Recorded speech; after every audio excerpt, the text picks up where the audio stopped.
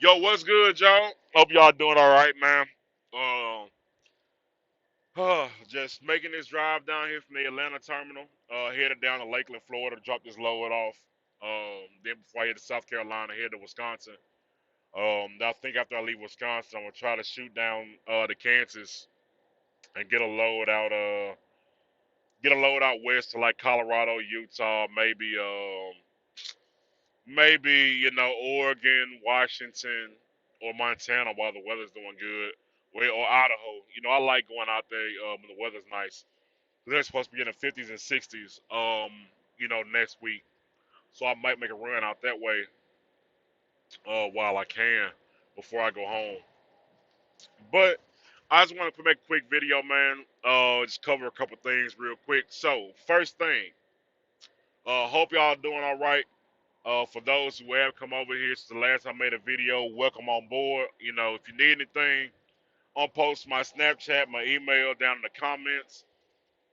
You can always hit me up on there, and I'll give you my phone number. Or I'll post it down in the description as well. I'm not posting my number on YouTube. You never know who's watching. If folks that play games and stuff like that, I'm not with that. But you can hit me up on my Snapchat or my email, and then I'll get back to you as soon as possible. But first things first, like I said before my last video, if you haven't watched it yet, TEL does have a 6 to 8 week waiting list. So, if you are trying to go through TEL, I did find out they do a soft credit check. The soft pull isn't for your actual credit. Soft pull is to see if you have any back child support. So, if you have any back child support, make sure you go ahead and pay that off before you try to deal with TEL.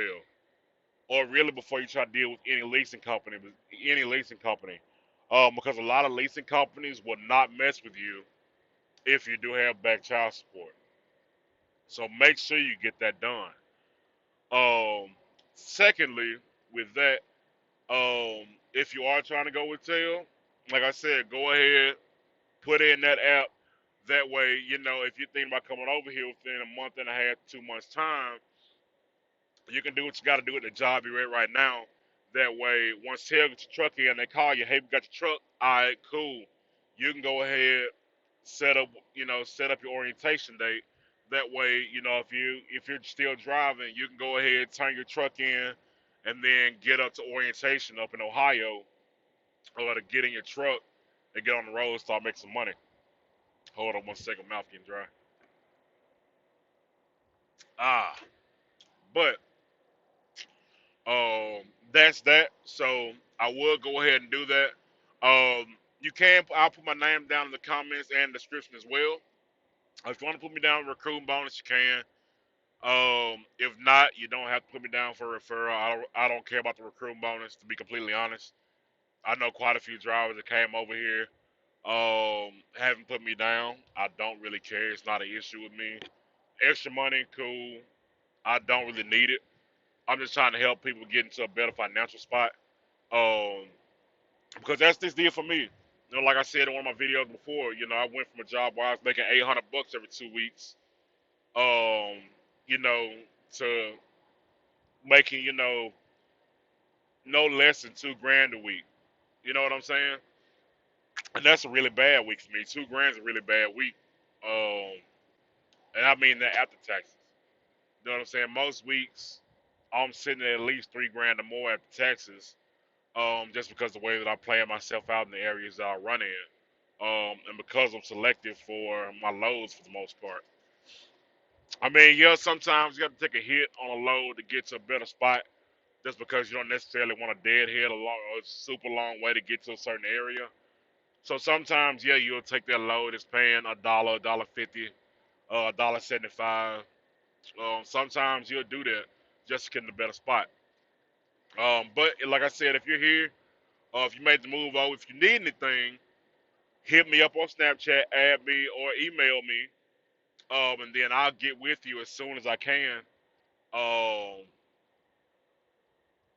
um, to help you out if you have any issues, or if you have any questions, or if you need any tips, anything like that. If you're already a driver here, then other than that, I did want to go ahead and say that with the rates right now, the rates have finally picked back up.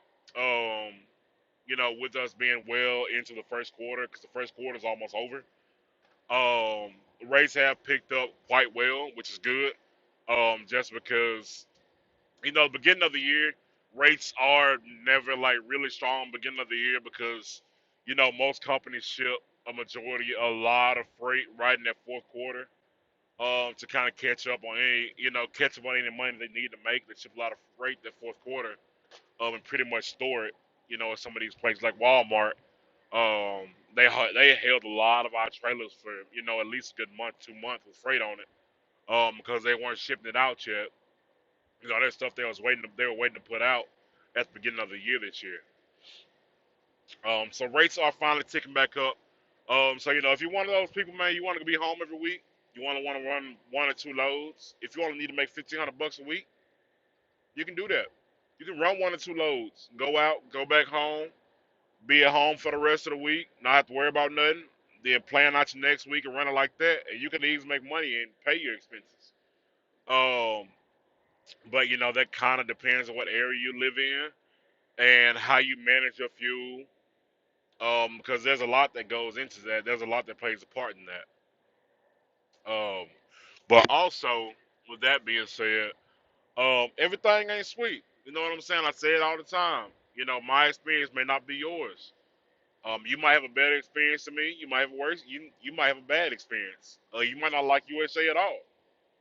But from my personal experience, you know, I couldn't be anywhere better. I mean, sure, I could be a Land Star right now, but USA is treating me good. I already know all the bad about USA. You know, I know, that the good already outweighs the bad, at least in my personal experience. So, I'm kind of at that point where, yes, I could move on somewhere else, possibly make a little bit more money. But for me, there's really no point. Um, Especially since, like, right now, I'm thinking about getting another truck and bringing it over here to USA within the next couple months. But we'll see how that goes. Just because we're moving into a new house in September, October. We have to wait on the build for that to finish before we can really like get moving. Want to make sure that's taken care of before I make any other big moves like that. Uh, but I mean, do you need to save? The big question a lot of people ask me, man, do I need to save any money um before I come over here? Now, my personal experience, I did not need to have any money saved up. It wasn't necessary for me. Um, I had a plan. I put my plan in, and I executed my plan and adjusted my plan as I went. Because I kind of set, not a high bar, not a low bar, but kind of said, all right, this is what I want to make a week. Anything above that is great, and then I just kind of adjusted it from there. Um, so I mean, you can save up money. I personally would save up a little bit. I'd at least save up, about a month's worth of expenses, like personal expenses, like bills, stuff like that. I would save up at least a month's worth, just because you never know what's gonna happen. Like when my truck went into the shop for those 3 weeks, it was only supposed to be in the shop for a max 4 days. But because of COVID and everything else that was going on, the shop was backed up. Ended up taking them 3 weeks, and thankfully I had money put aside in a savings account that kept me afloat. That way I didn't have to worry about anything. Oh, as far as my expenses went, like my personal expenses. So I would recommend at least doing that. Other than that, I don't really think you need any money put set aside unless you're getting a used truck. If you're getting a used truck, I highly, highly recommend setting aside money. It's not the same with every driver, but I know I've seen a lot of drivers now that have gotten used trucks from other companies. Um, that they get that used truck, something happens, and that leasing company doesn't want to pay for those repairs. They want you to pay for it, even though you don't have the money in your maintenance account. You just got the truck. They want you to pay for it, which to me isn't right. So that's why I'd say if you plan on getting a used truck, save up your money. If you plan on getting a brand new truck like I did with TEL or Snyder Financial or Bush, um, you don't necessarily need to save up any money just because pretty much everything has been covered under warranty. Um, so I don't necessarily think you need to, but I do think it is a smart idea just in case. It's always a good idea to have a rainy day fund. It's always, you know what I'm saying? But another update with USA though, like I said about I just mentioned Snyder Financial. I mentioned in my last video. Um, Snyder is letting people bring trucks over to USA. You can go look at it's a sfitrucks.com. Snyder the trucking company, Snyder Financial, they're completely different. Um, Technically it's one and the same, but Snyder Financial leases trucks. It's kind of like how Pedigree is the same as Prime, but Pedigree sells used Prime trucks. Snyder Financial sells, they lease out and sell used and brand new Snyder trucks, as well as last year whenever I was speaking with Brandon, who's one of the heads of the IC department here at USA Truck. I kind of mentioned having a lease purchase option with, a cheaper option with no down payment that would involve you leasing a company truck they're trying to sell. They were working on that. I haven't had any update on that, but he said that is something that is in the works for this year. Whenever I get an update on that, I will let y'all know because, like I said, that's supposed to be a no money down, cheaper lease option with a much shorter lease term because it is a used truck. So I'm thinking those are probably gonna be like 2 year leases. Um, you're still probably paying about $2 grand a month for those trucks. You'll probably be paying about $2 grand a month for those trucks as far as your truck payment go. But your lease is only 2 years. Um, so that's going to end up being another lease option once they finally get that put into effect. Then another thing right now that I've seen going on lately, um, a lot of drivers are saying, I've mentioned it before about our trailer issues here. A lot of drivers like, oh man, I can't make any money because I'm losing trailers or I have to live unload all the time. Man, I pretty much live unload every load that I pull. I live load, live unload, or it's a live unload, or it's a drop and hook, and then a live unload on the other end. Just because I always want to make sure I got a trailer, so you don't necessarily always have to have drop and hooks because a lot of times your live loads and live unloads pay you a pretty good amount of money, and having going ahead and having that trailer saves you from possibly losing a load because you can't find the trailer or because you found the trailer but that trailer is damaged and needs to be repaired before a load can be put on that trailer because that does happen. And I've said before, that's the issue here the USA is really trying to crack down on um, to make sure that equipment's being repaired when it needs to be repaired. So that way, we're not getting DOT violations and drivers are able to keep moving, keep making money. USA is still able to ship freight. Another thing I've got somebody asked me about, well, y'all getting this influx of drivers, that's gonna affect your bottom line, not be able to make any money and race gonna be cheaper. No. USA's had they've had a big spike in independent contractors coming over. Um, since people started putting out information on YouTube and stuff like that, they've had a big spike in drivers coming over here. That's why TEL has a long waiting list right now.